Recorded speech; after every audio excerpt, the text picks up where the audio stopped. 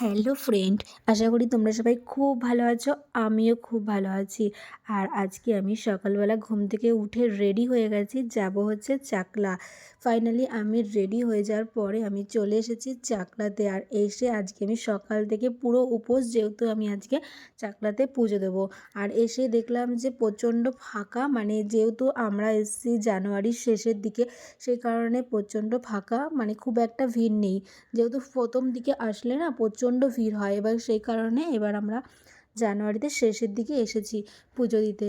আর এসেই ফার্স্টে আমার পুজোটা দেওয়া কমপ্লিট হয়ে গেছে।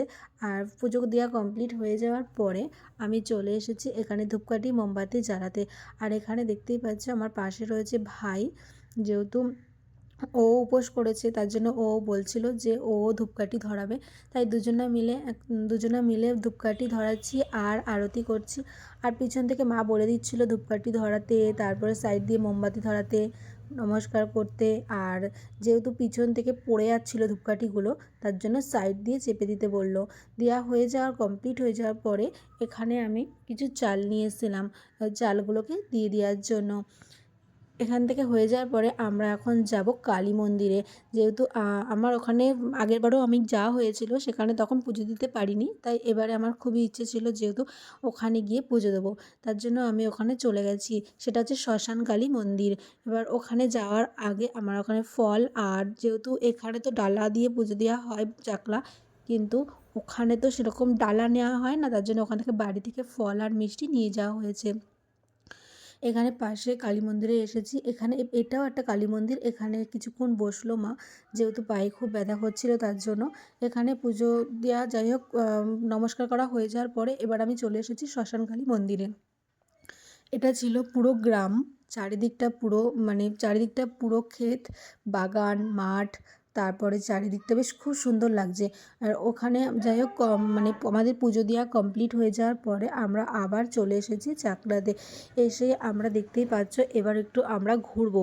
আর এখানে আমরা হচ্ছে চপ কেনা হচ্ছে, যে যার মতো খাওয়া দাওয়া করবে তার জন্য চপ খাচ্ছে। চপ খাওয়া হয়ে যাওয়ার পরে এবার যে যার মতো ঘুরছে, আনন্দ করছে। আর হচ্ছে যেহেতু ভাইরা এসছে, ভাইরা এতটাই দুষ্টু, ওরা এদিক ওদিকে শুধু চলে যাচ্ছে। মানে ওদেরকে প্রথমে তো খুঁজে পাওয়া যাচ্ছিল না, তারপরে ওরা পাওয়া গেছে। মানে এখানে সেখানে নানা জায়গায় ঘুরে বেড়াচ্ছে, মানে এতটাই ছোট যেহেতু। এবার যাই হোক আমাদের ঘোরা ওদিকটা কমপ্লিট হয়ে যাওয়ার পরে আর খাওয়া হয়ে যাওয়ার পরে এখানে আমরা ফাইনালি চলে এসেছি ভোগ খেতে। আমার মা যেহেতু খিচুড়ি খেতে খুবই ভালোবাসে, তার জন্য আমরা চলে এসেছি খিচুড়ি খেতে। আর এখানে মাসিরাও খাচ্ছে, মাসি, ভাই, দুই ভাই, মানে মাসি বড় ছেলে ছোট ছেলে দুজন নাই, ওরা তিনজনা বসেছে এদিকটায় আর আমরা বসেছি এদিকটায়। তারপরে খাওয়া দাওয়া কমপ্লিট হয়ে যাওয়ার পরে এইবারে আমার মা কিনতে গেছে হচ্ছে সবজি।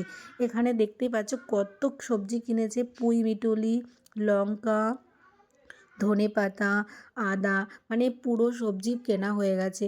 আর এদিকে মাসিও ভাইদের জন্য নানা রকমের গাড়ি, খেলনা এই সমস্ত কিনেছে।